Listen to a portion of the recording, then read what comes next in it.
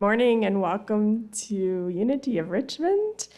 Both our folks that are in community in the chapel right now and those online, we are all together to worship today. And we will get started with a prayer for our community yoga preschool. So together, our community yoga preschool is attracting diverse families to enroll in this joyful, nature-focused yoga program. We see divine order in completing all that is to be completed to prepare our building, hiring staff, and enrolling 15 or more children. All this occurs with money to spare and to share. I am grateful.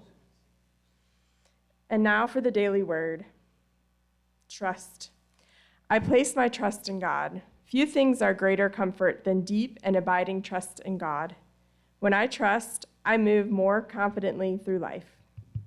I feel the wind at my back and am made strong in the face of adversity. In the past, I may have felt disappointed when I misplaced my trust. The things of the world are impermanent. Even people come and go. The truth of God as the one presence and one power in the universe, and as my life is everlasting, unchanged, and unchanging through all the seasons of life. Even as I grow, evolve, and deepen in spiritual understanding, God is always my source, the inspiration I return to again and again. My freedom to seek and discover lies in the awareness that I can always trust in God. Trust in the Lord forever, for in the Lord God you have an everlasting rock. Isaiah 26:4. And now we will say the daily mantra together 3 times, as you see on the screen. I place my trust in God. I place my trust in God. I place my trust in God. Good morning, everybody. Let's all stand up and sing the song together. And open the eyes of my heart, Lord. Open the eyes of my heart. I want to see you. I want to see you. Open the eyes of my heart, Lord. Open the eyes of my heart. I want to see you. I want to see you high and lifted up, shining in the light of your glory. Pour out your power and love as we sing, holy, holy, holy. Open the eyes of my heart, Lord. Open the eyes of my heart. I want to see you. I want to see you. Open the eyes of my heart, Lord. Open the eyes of my heart. I want to see you. I want to see you. To see you high and lifted up, shining in the light of your glory. Pour out your power and love as we sing, holy, holy, holy. Holy, holy, holy. Holy, holy, holy. Holy, holy, holy. I want to see you. Holy, holy, holy. Holy, holy, holy. Holy, holy, holy. I want to see you. Let me hear you. 1, 2, ready, and holy, holy, holy. Holy, holy, holy. Yeah. Holy, holy, holy. I want to see you. One time. Holy, holy, holy. Holy, holy, holy. Holy, holy, holy, I want to see you. Yeah. Great job, everybody.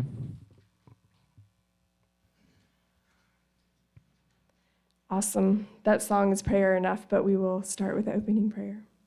And before I get started, I did learn that Reverend Dwight Colby Smith did make his transition this morning, for those that are knowing how important he was in our community and his own that he created as well. So as we go into prayer, we can take him with us. Dear God, thank you for this breath. Thank you for the love that we have for Reverend Dwight and for his surviving spouse, Thelma, and for all of those in his community and this community as well that were held by him and learned from him, lifted by him. May we feel all of that as we hug ourselves in this now moment.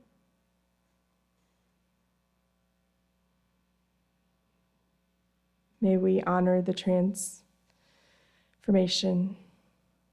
and the transition that will be offered in this service today. And so it is. And now together we will do the Metro Richmond prayer. We pray for governments and governing bodies of metropolitan Richmond, for the supervisors of Chesterfield County, the county administrators, and all county employees.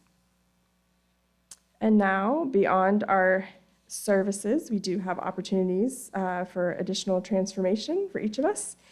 And I invite you to check into one or more of these. So we have Ease into Meditation with our licensed Unity teacher, Barbara Hess, who is offering 3 nights of this, and it is highly encouraged to please attend all 3 nights. And that first one is tonight, July 17th. Then you have July 24th, and then the 31st. So you can end July easing on into meditation. And whatever you think that it can do for you, it will give you so much more. It is perfect for all of those and wherever you are in your meditation journey. So please plan to join us so that we can have that time of community together in meditation. And there is a suggested love offering of $45 for the series. So just think about that. And you can sign up in our gathering space or email easeintomeditation@gmail.com. And I guess I said too long. All right, so Brave Art Line Dancing for Everyone is coming up next Saturday, the 23rd, with our own Lori Walker. It's actually the drawing, line drawing, not line dancing. We've had some confusion with that. So you're gonna make the lines themselves dance. We would like RSVPs. You can call her at the number on the screen. And all materials are provided for $30. So yeah, come join, get your line dancing drawing on. All right, so we have gala dinners coming up. This is a great way to raise funds and have fun and fellowship with all of our folks here at Unity of Richmond. And you can still sign up for carols to be added to the wait list. Then we also have the board at Unity presenting an Italian dinner. So that is on August the 13th at 6 p.m. here at the church. Then you can also join Tom and Lynn Johnston for an evening in Tuscany. And that's September 17th. So you can space out your Italian food. That's September 17th, 5 to 6 p.m., $45 a person. And then we also have a great opportunity towards the end of September on the 24th from 6 to 8 p.m. for a gala event. So this will be, you will able to express your creative expression and have a few hors d'oeuvres and things like that at Susan and Armand's. So thank you for hosting that event. And that's Saturday, September 24th, 6 to 8 p.m. Art Space, sorry, it's at Art Space. apologies. So you will be a full-fledged artist because you're going to be at the art space. It's $20 or bring a friend, and it's $35 for two. And last but not least, the meal train is a way to give back. You can sign up through the link on our website. I believe that's all.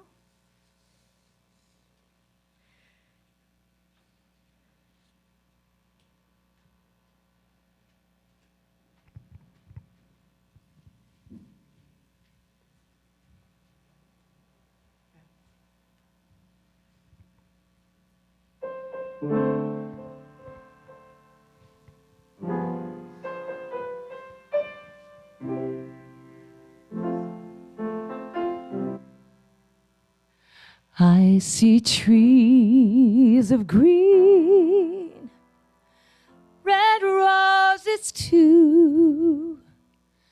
I see them bloom for me and for you, and I think to myself,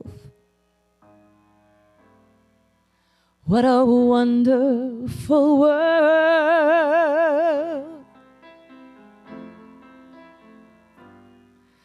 I see skies of blue, clouds of white, the bright blessed day and the dark sacred night. And I think to myself, what a wonderful world. The colors of the rainbow, so pretty in the sky, are also on the faces of the people walking by. I see friends shaking hands, saying, how do you do? They're really saying, I love you. I hear babies cry, I watch them grow. They'll learn much more than I'll ever know. And I think to myself, what a wonderful world, oh yeah. And I think to myself, what a wonderful world.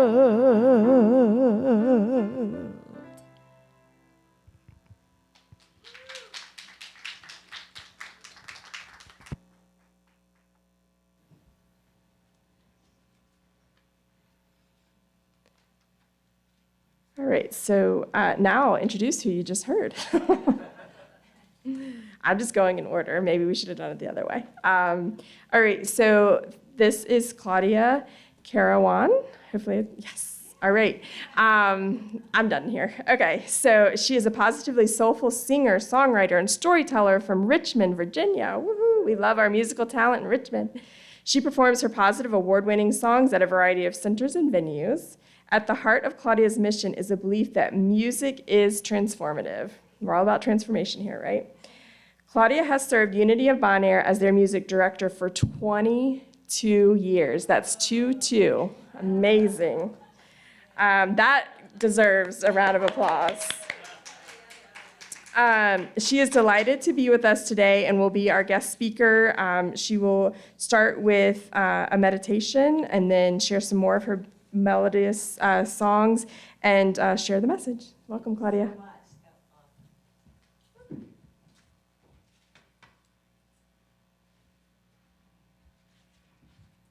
Hi, everybody.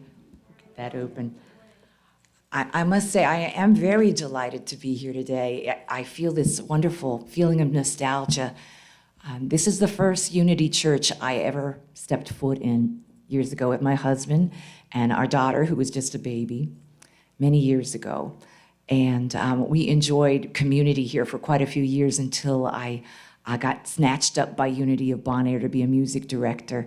And so my Sundays are busy. I don't get a chance to come back and be with you. So this is quite an honor when Valerie asked me if I could be here. So I think we will first start with a meditation. And what I'd like to do is do something probably a little different from what you usually do. I'd like to guide you through an imaginary experience, a moment on the beach. So I'm going to ask you to use your powers of imagination as we move into the meditation. So if you haven't already, go ahead and close your eyes and begin to consciously breathe. As you take in and release each breath, please recognize this life force within that sustains you so effortlessly. As you take in and release each breath, be aware of this presence and be thankful. Now imagine, if you will, that it is daybreak at the beach. You have arrived early to see the sunrise and walk on the warm, wet sand. You take off your shoes and you begin to walk toward the beach. In front of you, you approach and climb a small grassy sand dune. And as you descend the sand dune, you see the shore in front of you, but quickly become aware of something very peculiar. There are very few people on the beach this early, but everyone you see is doing the exact same thing. They are standing still and staring out at the water. In curiosity, you gaze out into the great ocean, and then you see it too. It's amazing. Beyond the shore, you see a large pod of dolphins migrating. There are hundreds of fins swiftly moving through the water, and every now and then, one or two gracefully leaps out of the water in a perfect arc. It's simply beautiful. You take another long, deep breath filled with this beauty. The sunrise is breaking, and you see all the lovely colors, soft yellow, pink, lavender, and creamsicle-colored clouds lighting up the sky. All of this color reflects off of the water and the backsides of these dolphins. The breeze smells of seaweed and salt, and the sun feels so warm against your skin. You're filled with such gratitude as this magnificent parade of nature just passes before you that you forget all about your walk.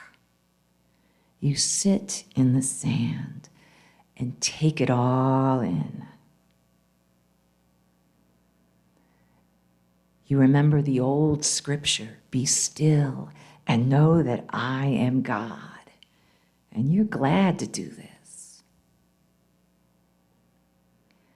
As the last dolphin passes into the distance, you dig your toes into the sand, just feeling so happy to experience this wonderful, wonder-filled moment. As we pause in the silence, let us just take a moment to contemplate all the wonders of creation and be thankful.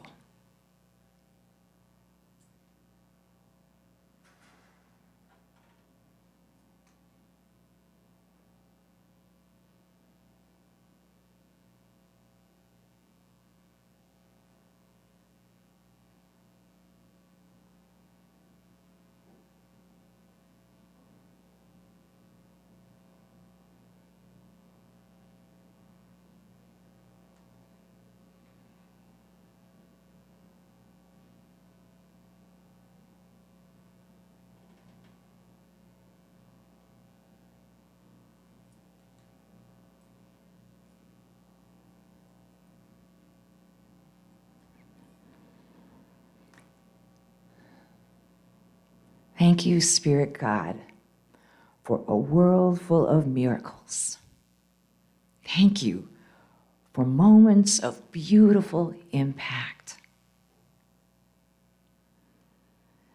Thank you for constant reminders of your presence in our lives. Our hearts sing with joy and praise that we are a part of you and this creation. And we bring our awareness back to this sanctuary. And so it is. Amen.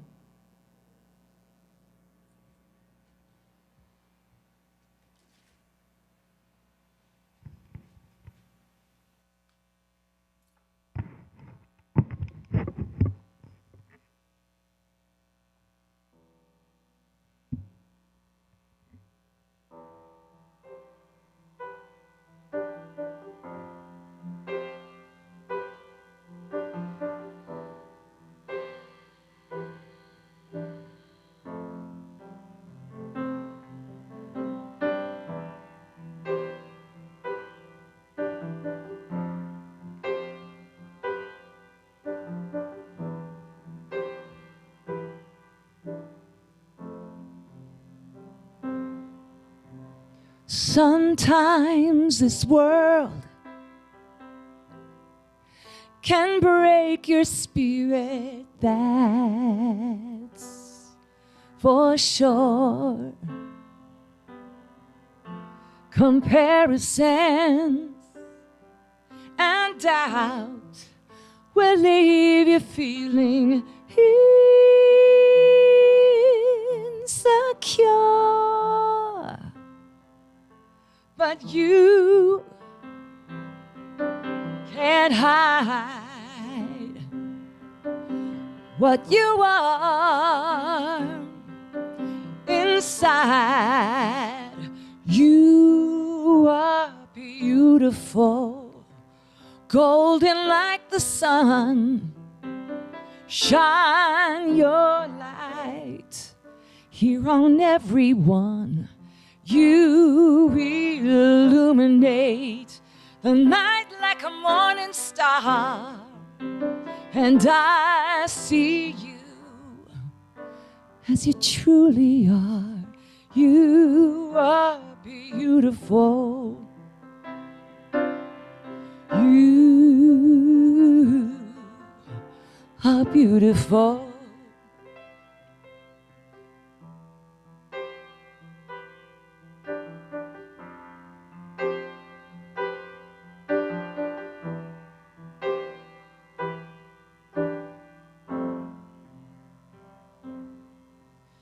Please listen to my words and try them on for size.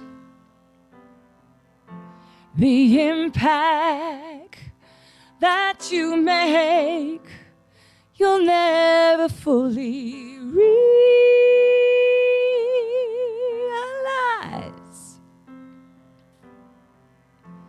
And you can't hide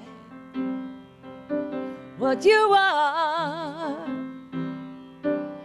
inside. You are beautiful, golden like the sun.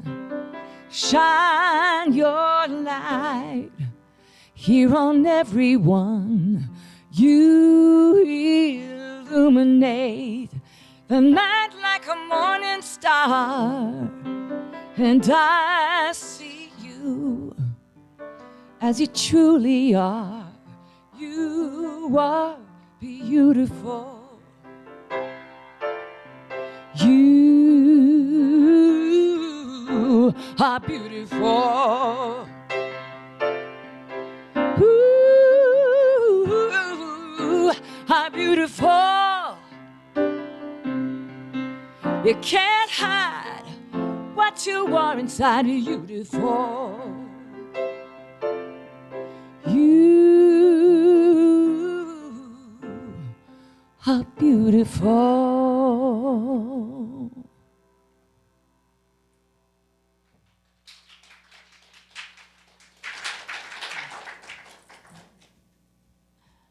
Thank you so much. All right, I think I'll keep it on the stand. Just realized. As mentioned before, I'm a singer and a songwriter and a storyteller, and I'm very immersed in the unity philosophies, and I've been serving my community for over 22 years. So about 20 years ago, my girlfriend told me Maya Angelou is coming to town to speak, and we are going. And I didn't exactly know a whole lot about Maya Angelou, but I said, okay, I'm going. And we sat in rapt awe at the Landmark Theater listening to her words. She told a packed house that night that we were rainbows in the clouds, bringing beauty and love to the world. And through the years, I've thought a lot about her message. And as a matter of fact, I became inspired to go out and share talks with that basic message. So today, using a few short stories from my life experience, I'm going to explore the message that when we shine, we have a beautiful impact on one another and in our world. It's true. In fact, we stand on the shoulders of those who came before us. And that could be both friends, family members, and total strangers, right? And in turn, we do our part by shining our light and passing it on. Life is a miracle, and when our eyes are open, inspiration is all around. Albert Einstein, who I like to quote every now and then, he said there are only two ways to live your life. One is as though nothing is a miracle, and the other is though everything is. So, the story of the images I shared during our meditation of dolphins migrating, that was a miracle moment that I experienced years ago. And back then, in my early 20s, before I discovered unity, I had occasional bouts of depression. And for those of you that don't know anything about depression, I'll share that the hardest part of it isn't feeling sad. It's not sadness. The hardest part of it is a sense of powerlessness. It was like this black cloud would descend upon me, and I would start to wonder and worry how long it was going to last. So I was at the beach during one of these vacations, during one of these melancholy experiences. And I woke up that morning wanting to take a walk and to clear my mind and see the sunrise. And when I saw the dolphins migrating, I had a pivotal moment, a moment of beautiful impact. I sat there in the sand, taking it all in. And in that moment, I realized that there was a force, a power, a magnificence, something that governed over the rising and the falling of the tides, and that the changes of the seasons and the migration of dolphins. And all of a sudden, I realized that I, too, was a part of this beautiful seascape or landscape. I realized that no matter what it was that I was feeling, I was going to be okay. And though it happened so many years ago, it still lives in my memory vividly. So, Mother Nature is a great teacher, and it's a great place to experience miracle moments, right? But I don't need to be on a beach or in a garden to experience them. Which brings me to a story.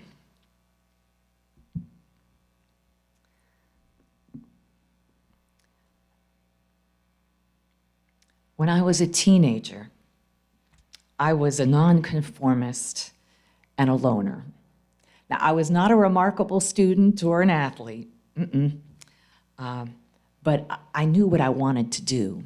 I wanted to grow up to be a musician. Now, my parents loved me very much, but they did not approve of this idea at all. And they didn't know how to mentor the creativity inside of me, nor was I sure that they totally wanted to mentor that. But life is good. When the student is ready, the teacher appears. And I found a mentor in my high school English teacher, Mr. Bogart. You know, I knew at a glance that Mr. Bogart was just like me. He was a loner and a nonconformist. He had long, hippie-length hair. He didn't look like the rest of the teachers. And, you know, sometimes some of the teachers would be confused that he was a student, ask him for his hall pass when he was walking through the hall. So I knew he was one of us.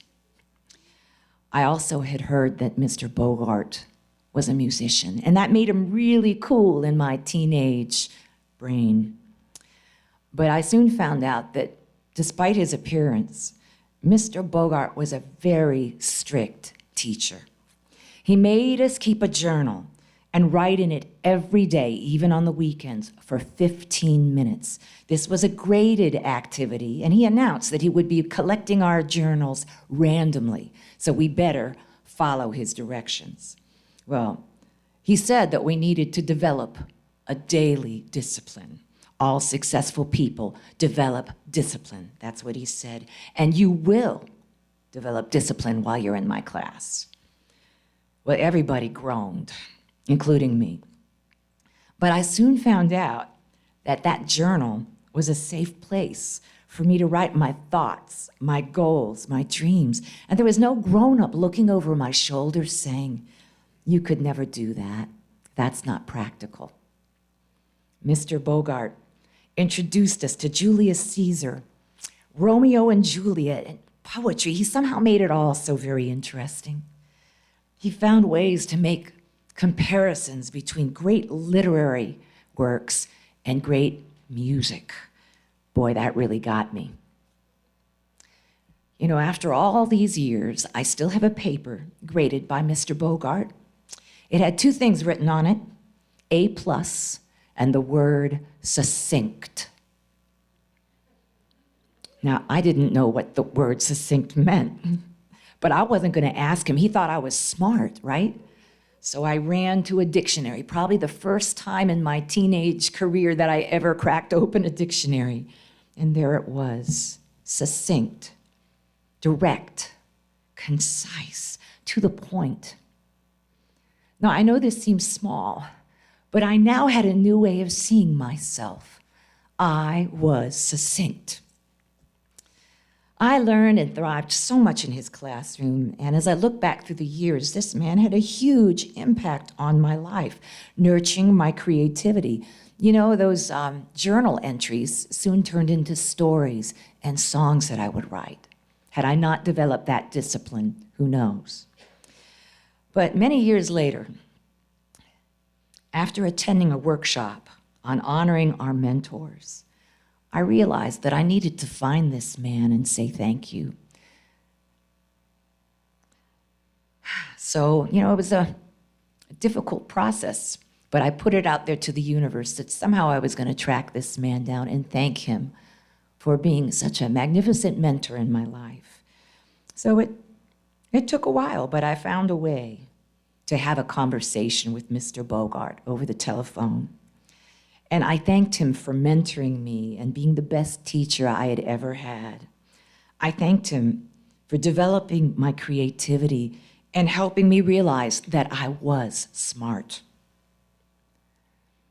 There was a big pause on the phone, and Mr. Bogart said, "I really appreciate your call, but I'm somewhat surprised. It never occurred to me that I had any impact on anyone."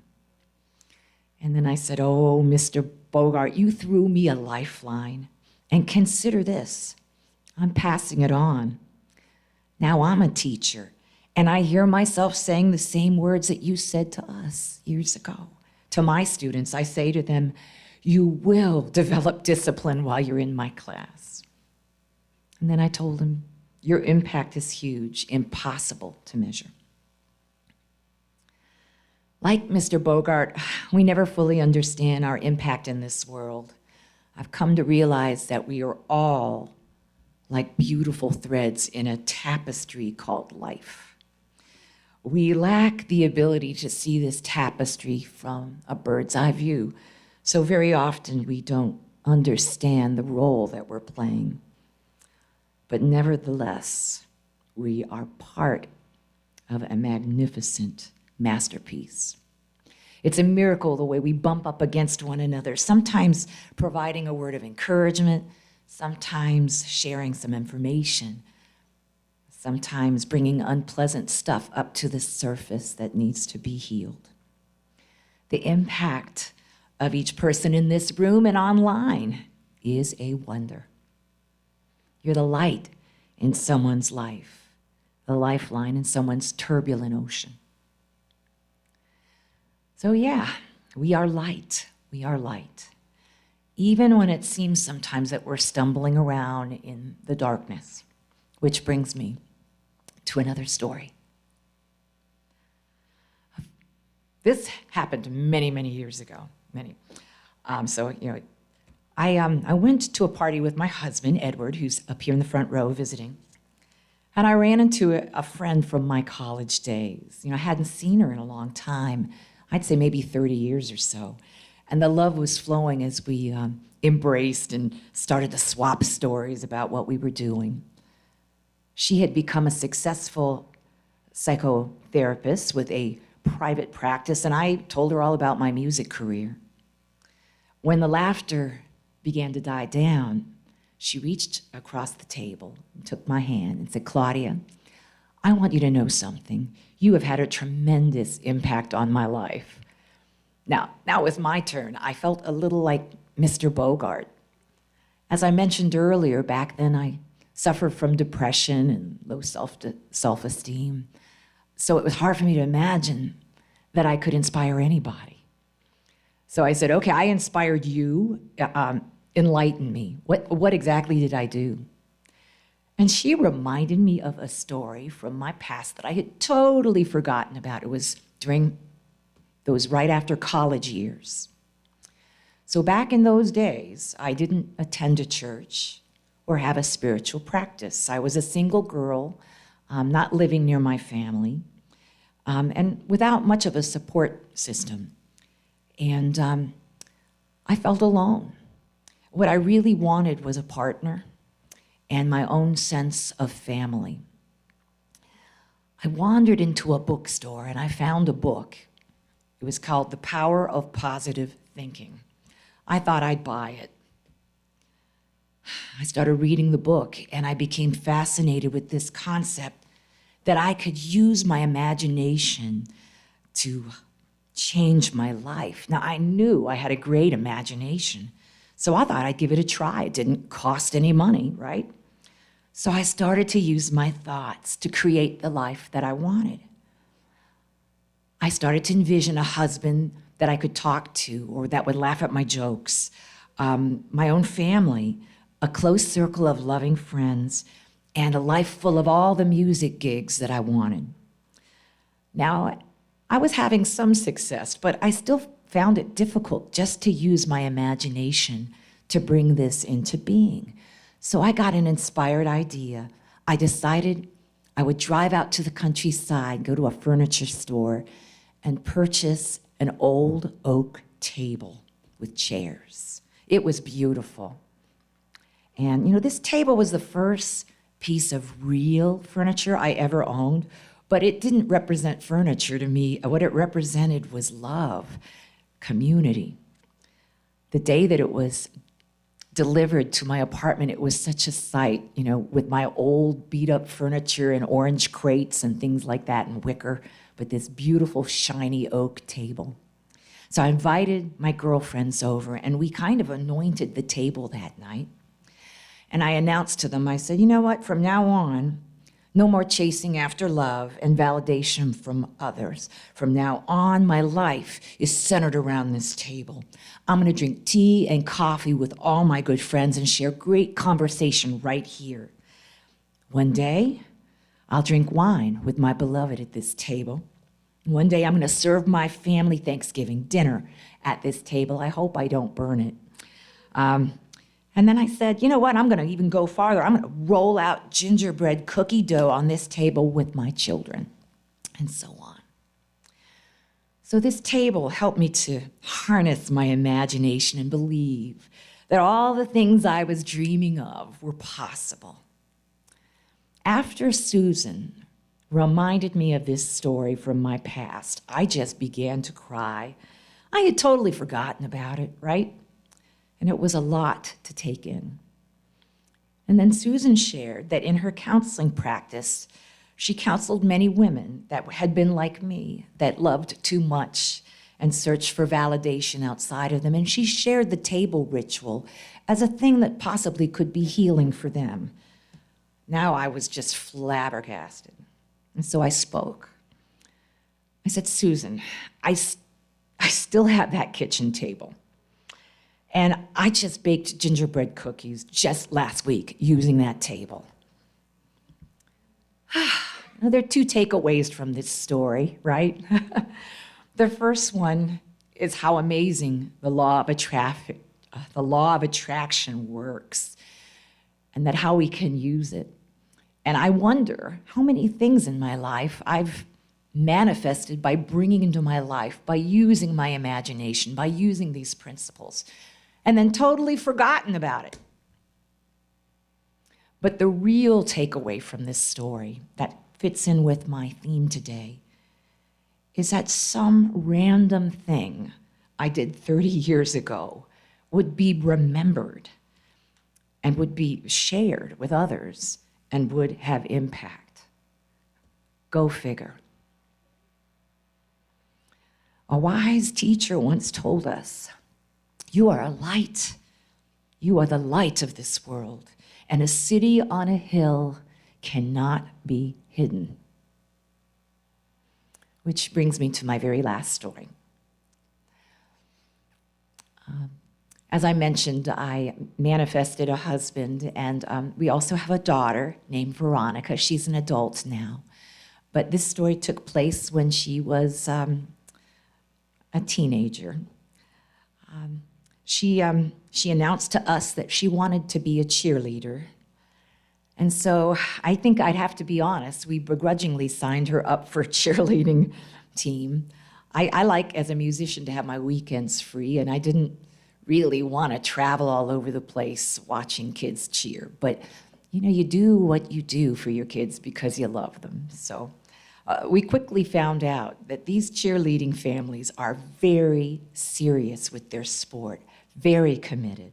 It's probably the only sport I know of that requires lip gloss, hairspray, and glitter eyeshadow. And you know what? It's kind of expensive, but case in point, we were scheduled to compete in Marlboro, Maryland one weekend. And a few days before this major event, a huge weather forecast was projected. They were projecting a huge snow and ice storm up and down the East Coast. And, you know, this was a big news story. We reasoned, because we're reasonable people, surely they'll cancel this event, right? No deal. The event was on, and so we were faced with the decision, how are we going to get there? And so we decided that we would travel up to Maryland the day before the event, the day before the snow, and spend the night in a hotel, and then deal with the ice and the snow as it came. And so we did that. We traveled up to Marlboro, Maryland, checked into the hotel, and that night I remember opening the drapes and looking out at the parking lot and the cars and seeing the snow falling. In the morning when I woke up and I opened the drapes, there was nothing but white as far as the eye could see, as we expected. And we grabbed a quick breakfast in the hotel lobby. That's when I started to get nervous. The news was on. And they were urging people, do not travel, don't be foolish, stay home. So I was feeling a little bit of anxiety. So just to give you a point of where my head was at. So my husband went outside to scrape off the car, and my daughter went upstairs with me to get dressed in her cheerleading uniform, and we packed our things and headed to the lobby to take the elevator to check out of the hotel. As the elevator doors opened, I stepped into the elevator and quickly was jolted by a very strange experience. I felt an overwhelming presence of love. It didn't feel like an elevator. It felt like I had walked into a chapel. I quickly looked up and noticed there was one woman, a hotel cleaning lady, in the hotel with us, in that elevator with us. There she stood with her cleaning cart and supplies, and she smiled at me. I started wondering, who is this person with such a strong presence of love and peacefulness? The anxiety that I had been feeling started to dissipate. Now, at this moment, I started to doubt myself. Was I imagining this experience? It felt like church in this elevator. I wanted to ask her, have you been praying on here? But I knew that there's a certain etiquette in elevators. We're not supposed to talk and be strange. So, but I was curious about this woman who just embodied this love. And she broke the silence and she looked straight at my daughter. And she said, "My, don't you look lovely today?" And my daughter beamed and smiled at her and said, "Thank you. I'm going to a cheerleading competition." And she said, "Well, that sounds like a lot of fun." And then I jumped into the conversation and said, "Yeah, we traveled up last night to avoid this bad weather, but looks like we're going to see some bad weather today." The elevator stopped, the doors opened, and I really didn't want to leave. Doesn't that seem odd? I turned to say goodbye, and she looked straight at me and she said, "I pray that the good Lord will be watching over you today, and you're going to be safe as you travel." And she smiled at me. And there I had it, folks, confirmation. I knew I was in the presence of a person that was a praying woman, a person that loved God. I'll go even a step further, a person that loved strangers in an elevator. You know, there's a lot of people that say they love God, but they don't like people so much, right? I've thought about that woman a lot through the years. You know, I don't know her name or her religious affiliation, but I don't need to know that. I know that within a few minutes, I knew that she loved me. And I've kind of wondered how many people and how many times this woman has blessed somebody merely by her presence. Also, I'll ask this question right now. I wonder how many times you have blessed somebody merely by your presence. Think about that. I'll close my talk today with a quote that's attributed to Nelson Mandela and Marianne Williamson. Our deepest fear is not that we are inadequate. Our deepest fear is that we're powerful beyond measure. It's our light, not our darkness, that most frightens us. We ask ourselves, who am I to be brilliant, gorgeous, talented, fabulous? Actually, who are you not to be? You're a child of God, and your playing small does not serve the world. There's nothing enlightened about shrinking so that other people won't feel insecure around you. We're all meant to shine as children do.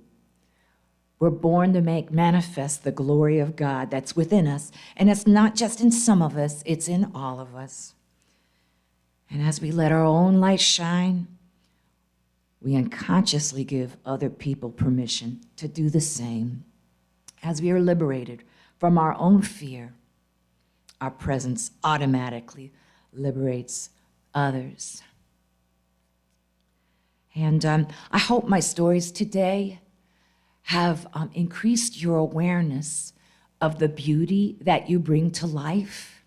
You know, this thing called life, you don't have to do it perfectly, you know? And Jesus didn't say that. He just said you were the light. He said you had beautiful impact. And so I just invite you to just be aware of it and share yourself authentically with as many people as you can. Thank you, and namaste.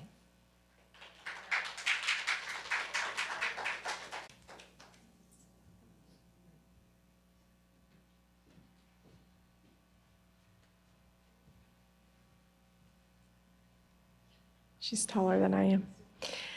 I'm not sure if we have any youth downstairs that are coming up. Nope, no youth today. So we will just pray for the youth, though. We do have some downstairs, at least my daughter is. So we see our Youth of Unity program growing and thriving with activity. Our programs teach and empower children and youth to live authentic and powerful lives using our unity principles. And now if we have the ushers come up.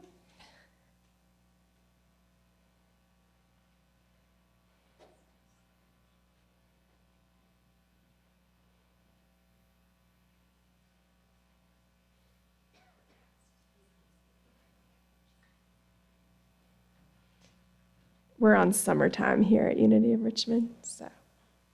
All right, so together we can do the prosperity blessing. Divine love expressing through me blesses and multiplies all that I am, all that I have, all that I give, and all that I receive.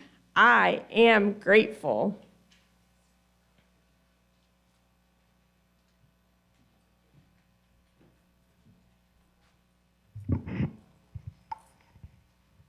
I'd like to share a song I've written called Shine.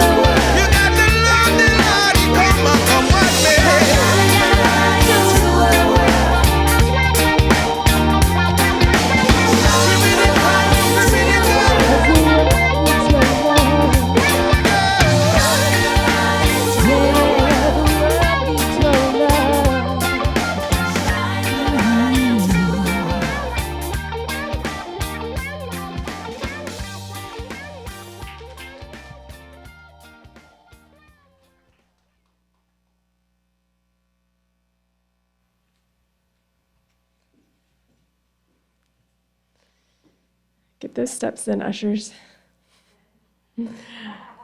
All right, let's all give thanks for the gifts. So we give thanks for the gifts that will support our mission of creating a spiritually awakened world. And now I would love to pass out some thank yous for our very amazing, talented speaker and singer and songwriter and storyteller, Claudia. Thank you. Thank you, thank you. Thanks for coming over to our side. And thank you to our AV team. We have Rob, Natasha, and Rich. Thank you. Thank you to our ushers. And Bernice, sorry. And thank you to Ian for his musical direction and presence. And thank you for Debbie for always keeping the place spiffy around here.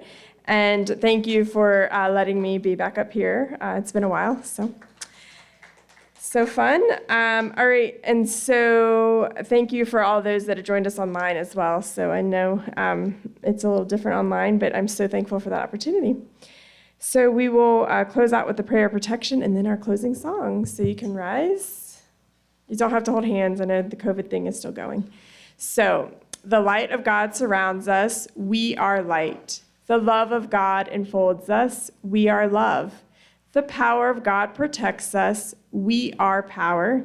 The presence of God watches over us. We are presence. Wherever God is, we are divine. So it is.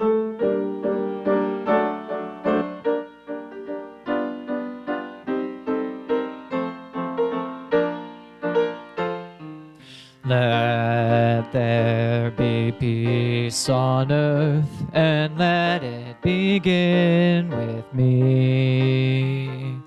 Let there be peace on earth, the peace that was meant to me. With God as creator,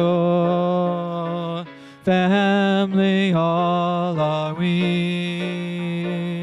Let us walk with each other in perfect harmony. Let peace begin with me. Let this be the moment now. Let me be my take.